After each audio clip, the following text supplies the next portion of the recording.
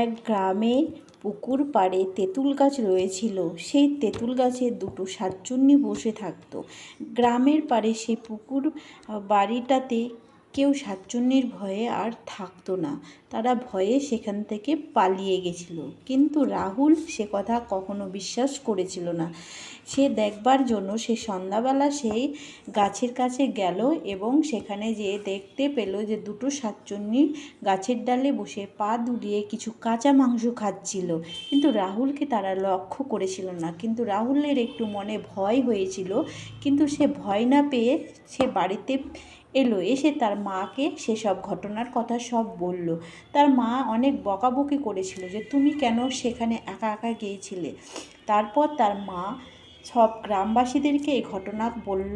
বলার পর গ্রামবাসীরা সতর্ক হয়ে গিয়েছিল। তারপর থেকে সন্ধ্যাবেলা কেউ আর সেখান দিয়ে যাতায়াত করতো না।